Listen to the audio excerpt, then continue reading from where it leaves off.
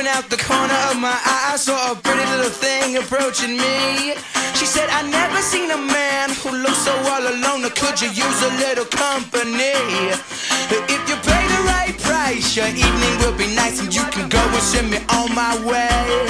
I said, you're such a sweet young thing, why you do this to yourself? She looked at me and this is what she said: oh, there ain't no rest for the wicked.